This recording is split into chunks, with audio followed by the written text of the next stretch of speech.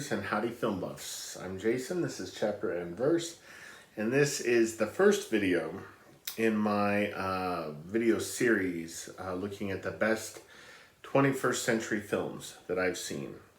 I will refer you to the introduction video to this series, which I will link below, so that you can get some sense, I suppose, of where I come from as a film buff, what my background is, what my relationship is with the movies. And in this video, we're going to start counting down eventually toward my favorite film released here in America in the last 20 years. So without further ado, let's start with number 100. And number 100 is Terrence Malick's A Hidden Life. So I've talked about this film before on my channel.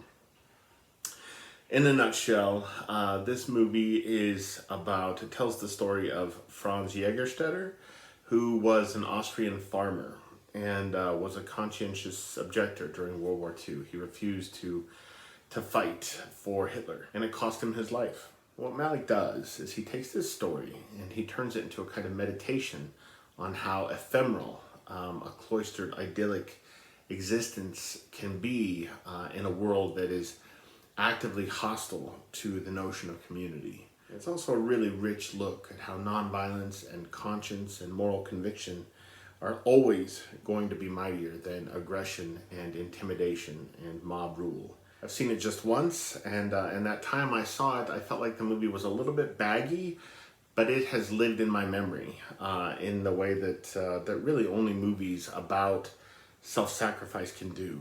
See, Jägerstätter knew in his bones that God exists, and that oftentimes what God expects of us is unfathomable.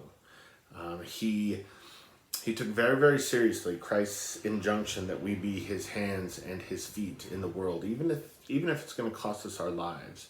And Terrence Malick's film, A Hidden Life, is a work of art that takes very seriously the engagement with that question, right? What are we to do in the face of Christ's demands on us? And it's beautiful, just a beautiful work of art. The first 15 minutes or so of this movie is as good as anything Terrence Malick has ever done. And it was a better 15 minutes of cinema that came out in that year, 2019, than anything else I've seen from that year. So, coming in at number 99 on my list is Atanarjuat, The Fast Runner. This is a movie that I haven't seen in 17 years, right? I saw it when it was first released on video, DVD, way back when. And for a long time it was out of print on DVD. But I did manage to find it recently, and the movie has haunted me enough in recent years that I finally just broke down and bought it. This is a movie that takes place roughly 2,000 years ago, and it is set in the world of Inuit hunters in the Arctic. It tells a story of covetousness and rivalry within a clan that is as powerful as anything we see in Shakespeare. One of the things that's really interesting about this film is that it was shot digitally, and it was one of the first movies shot with digital, one of the first features shot with digital cameras. And the reason is where they filmed it, the climate was such, the temperatures were such, that celluloid would have frozen. And so they had to shoot it digitally. And I've seen some reviews where critics talk about how the look of it, right? Because digital cinematography has a very different look. It's grainier than celluloid. And some of the critics that I've read have talked about how that took them out of the film. But it does the opposite for me, right? So this movie feels like we've traveled back in time. It feels like we're eavesdropping on a kind of origin myth. And that digital photography, what that does is it creates a kind of intimacy, a sense of immediacy. It feels in some ways like a home movie. And so, since it's meant to take place 2,000 years ago, and we're dropped into this world that is completely alien to what we know, the fact that it's shot with this slightly grainy kind of digital look makes us feel as though we're actually present for it, that we're part of this narrative as it unfolds in all of its kind of dynamism and frankness and frigid beauty. Yeah, this is going to be a slightly difficult one, I think, for you guys to track down, but definitely look for it. It's worth seeing. And at 98 on my list is The Favourite. And this tells the story of Queen Anne, who was the British monarch from 1702 to 1714. It tells her story, but it tells it slant, right? This is kind of a crazy movie. One of my favorite things about the film, right, apart from the performances, apart from the kind of lavish, kind of sumptuousness of the whole thing, is how the film gives us a world that is slightly out of joint, right? In many of the shots, right, the edges of the frame are kind of bowed or bent, and it makes us feel like we're in the midst of a world, in the midst of a culture, a civilization, a kind of social drama that has slipped somehow into absurdism. And Olivia Colman's performance as Queen Anne takes that to a whole nother level, right? It just amplifies that sense of absurdity. Because here is a ruler who is babyish and petulant, and that might sound familiar to some of you, particularly if you live here in America right now. When I saw this film, I absolutely loved it, but it didn't strike me at the time as being a kind of commentary on contemporary America. But now, when I think of it, I can't help but think of it as a commentary on the state of affairs in America, this world where politicians act like children, one politician in particular. So if you haven't seen The Favourite, you absolutely should. It's a very funny movie. It's naughty, it's ribald, it's kind of delicious, you might say. So yeah, track it down, give it a look. The Favourite. Next, at number 97 on my list is Everlasting Moments. Right, and this is the Criterion Collection edition of this movie. Everlasting Moments tells the story of an early 20th century Swedish woman who is in an abusive marriage and who finds herself awakening to a love of and a penchant for, an instinct for photography. And this is one of those movies that is about how a protagonist can come to see the world as being utterly different from what they had always believed it to be, and also, you know, this protagonist coming to realize that you know, her vision of the world is something over which she can claim ownership. She has the right to own how she sees the world, and also, I mean, as a photographer, the character, you know, I think on some level comes to realize that that she can make the world, that she can invent a world that is other than what she exists in.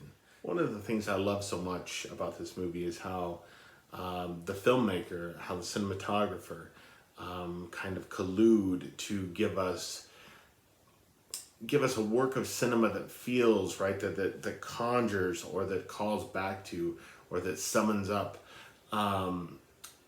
this early world of photography, right? There's something kind of sepia, something kind of daguerreotype about the look of this movie, which is fantastic. So again, pretty obscure, but look for it. I saw it first, checked it out from our local library, and loved it so much that I asked Santa for it for Christmas, and I got it for Christmas. So this is Everlasting Moments.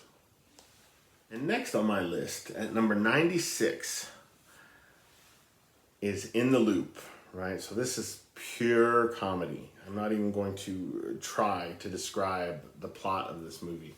You know, just take it for granted that this is a satire, this is a send-up of contemporary politics, and it gets everything right? So this thing came out 11 years ago, and it felt smart and on the nose and just incisive and witty and cutting back then. If you look at this film now in relation to the political landscape, particularly the last 4 years in America and in Great Britain, this thing feels like a kind of cinematic magic 8 ball or something, right? It feels prescient. It's funny as hell. It's funny as hell. It's got Tom Hollander in it and James Gandolfini. It's got the girl, Anna Klumsky, I think is her name, the girl who was in My Girl with Macaulay Culkin, like donkeys years ago. But yeah, it's brilliant. He went on to direct The Death of Stalin, the guy who made this. His name's, Armando Iannucci. Went on to direct The Death of Stalin, which I saw in the cinema. It was good, but it's just nowhere near on this level. This movie is it's one of the funniest things released in the last 20 years. Probably one of the funniest comedies I've ever seen, actually. So if you're looking for a movie that has no patience for the ridiculousness of our current political climate globally, but particularly here in the West, particularly with America and Great Britain, this is a movie that you need to see. So next up, coming in at number 95, is a documentary called Into Great Silence. And what this is, so this is a documentary about the Grand Chartreuse Monastery in the French Alps. Okay, and it's about how God manifests himself in silence and in routine, in a kind of quiet industry, in community.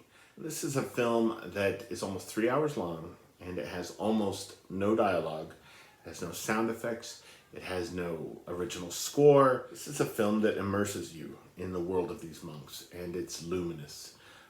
Watching this movie can drive some people crazy. I showed this movie in a film group with my church a few years back, and there were a couple of members of the film group who felt like they were going to start climbing the walls right until their fingernails ripped out of their hands. The quiet and the kind of subdued atmosphere of the thing was making them so crazy. But when I watch this, watching it feels like praying. And I'm not sure I can think of another movie about which that is true for me. So if you're at all interested in religion, whether you're a believer or not, of whatever stripe, this is a movie that would absolutely fascinate you, I suspect. And next is Brotherhood of the Wolf. Okay, so I saw this in the cinema when it came out in 2002. I don't know how this thing landed in a movie theater in Laramie, Wyoming. It wasn't even part of a film series or anything like that. And it wasn't a full run either. It didn't play for a full week. It played for, 3 or 4 days, I think. It was a weird situation. But I went and saw this with my brother. And if memory serves, we went and saw it again the very next night. This is about an 18th century French countryside being terrorized by a beast, a mysterious beast. It is a werewolf film. It's a martial arts film. It's a costume drama. And it's a mystery. It's a good mystery. When I saw it in the cinema that first time, so there's a scene in the movie where the lead actor is sort of getting ready for battle, and he sort of like flings up or swings up these short swords, kind of like flips them up, and I actually shot out of my seat. It was so exciting. It's the only time I've ever done that at the movies. Oftentimes when I get really excited or really into a film at the cinema, I'll kind of slowly rise out of my seat a little bit, almost like I'm levitating. Kelly always talks about how that's when she knows I'm really into a film, and I'm really loving a movie in the theater, is when I start that kind of levitating action. But this scene where he just like flips up the short swords and he's about ready to open up a can of whoop ass on the guys that he's gonna fight. I literally shot out of my chair. It was just so exciting. This is a film that feels completely one of a kind. It is a film that defies conventions and completely subverts whatever your expectations of a period French costume drama might be. It's a cool movie. I have no idea if it's in print at the moment or if it's streaming anywhere. But look for it. Put it on your watch list, right? If you're on IMDb and you keep a watch list, add it to your watch list so that when it does crop up someplace on some streaming platform, you can give it a look. And because this is This is a movie with some attitude, and it's just a damn good time. It's just a lot of fun. Brotherhood of the Wolf. And my next film is actually part of the X-Men collection. It's not the whole X-Men collection. I was tempted to include the X-Men films as a series because I really love the first one and I really love X2, but I fucking hate the third movie, The Last Stand. I think it's terrible. And I love First Class, and the film that I'm choosing for spot number 93 on this list is X-Men Days of Future Past. And this movie it's unlike any other comic book film out there. It is structurally more interesting than any other comic book film I've seen. And there's a scene in this movie, and I'm not going to tell you too much about it, right? I won't tell you too much about it. But they are essentially, the X-Men are essentially trying to break Eric Lenscher out of prison, right? Magneto out of prison. And the scene features Quicksilver, who's a new character in this movie. And it features Jim Croce's song, Time in a Bottle. And that scene it's one of the best, I don't know how long it lasts, 60 seconds, 90 seconds. It's one of the best little windows of cinema of the last 20 years, just by itself, right? I was reading Christy Lemire's review of it the other day, and she, at the time, told people, go see the movie in the theater for that scene alone, right? Pay the full price and go see the movie in the theater for that scene alone. That scene with Quicksilver and the Jim Croce song, if you've seen the film, you know exactly what I'm talking about. It feels like, and this is a rare thing for me, but it feels like in that moment that cinema has been turned into a drug somehow, and you have a needle full of it in your arm, right? That's what that scene feels like. And that scene by itself might actually be what put it on this list. So, X-Men, Days of Future Past. Number 92 on my list is Mike Leigh's film, Vera Drake, starring Imelda Staunton. Now, this movie is set in early 1950s England, right, in London. And it tells the story of the title character, Vera Drake, who is a mother and who is a wife and who is a cleaning lady. And she is just the kindest, gentlest, most helpful, most selfless person you can imagine, right? I mean, everybody in her community just loves her. And what her family doesn't know about her is that she is also an abortionist. She's put in touch with young women who are terrified and panicked and who have decided to have an abortion, right? But it was illegal at the time. There was no place where they could get it done safely. And she shows up and she puts them at ease. And she takes care of it for them. And she goes on her way. And it's this secret life that she has. And the best thing about this movie, so I've read some reviews of this film, and a lot of critics are like, oh, well, it was really good, but it would have been better served by addressing the politics of abortion in it. And I disagree. I think one of the things that makes this film so great is that it doesn't do that. It understands that if abortion is a political issue, it is only a political issue secondarily. The decision to have an abortion is personal, right? And it's nobody's business but the woman having the abortion. It's nobody's business but hers. And it's something that is done through a kind of haze of panic and grief and doubt and fear, etc., etc. And the women who have abortions, right? And the movie understands this. The women who have abortions don't need picketing moms. And they don't need to be held up as props in a cause. They need love and understanding, and they need people to do what is asked of them. And that's really what it boils down to. The movie understands this. It doesn't try to take it any other place than that. It keeps it intimate, it keeps it local, it keeps it personal, and it's heart-wrenching. It's a hell of a movie, Vera Drake. And my number 91 film, the last film being featured in this video, before we then move on to numbers 90 through 81 in next week's video, is Ridley Scott's Gladiator.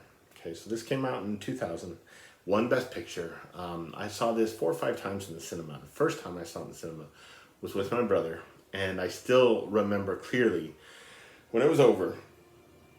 We're walking out to the car, and I told my brother, this was in May, I think, of 2000. I told my brother that's going to win Best Picture. And it did win Best Picture. Anyway, this tells the story. I'm sure everybody has seen this, but if you haven't, this tells the story of a Spanish general fighting in the Roman army, and how a power-hungry young upstart, the son of a Caesar, is looking essentially to ruin this man's life and to seize control of the empire. Now, a gladiator epic will do just fine with its big brushstrokes, right? Its bluster and its spectacle. But the thing that sets this movie apart from other films like it is that it is chock full of these beautiful, delicate, subtle moments, particularly in some of the performances, right? Not Joaquin Phoenix. He's definitely chewing a whole lot of scenery in this movie, and he does it really well. But Russell Crowe and Connie Nielsen, Oliver Reed, even Derek Jacobi, these are performances that are so subtle. You see new things in them. Things that are important, right? Meaningful little moments, revelations. Even after you've seen the movie a dozen times, okay? One of my favorite of these moments comes right at the beginning of the film, when the Roman army is preparing to fight the kind of, Germanic horde. And Russell Crowe is sitting there on his horse, and the snow is falling, and he's in his armor, and he sees this little bird alight on this piece of grass or this twig near him, and we see the bird from his point of view, and then Ridley Scott, the director, comes back to Russell Crowe's face, and the bird flies off, and he watches it fly off, and we see this little smile kind of just appear on his face. It's so subtle, and then as he looks back down and sees what awaits him on the battlefield, his face goes from that little smile, and it just steels itself, it just resolves itself into this picture of focus and viciousness, and it's just so well done. And the film is just full of moments like that, moments and performances that feel less like kind of histrionic performance than they do like whispers, than they feel like whispers. So, Gladiator is magnificent. One of Ridley Scott's best films. Kelly and I watched it again just 2 or 3 weeks ago, and it made me cry harder than it's ever made me cry. I'm not sure why that was, but it holds up. It holds up really, really well, does Gladiator. So that's it. That's my first video, featuring my 100 to 91, the first 10 films in my countdown of 100 best films that I've seen from the 21st century, released here in America in the 21st century. So if you've seen any of these, let me know in the comments below, please, what you thought of them. And if you haven't seen some of these, and they sound like they might be something that you would dig, let me know that too. I will be back next week with films 90 through 81 on this list. Thanks for joining me, everybody.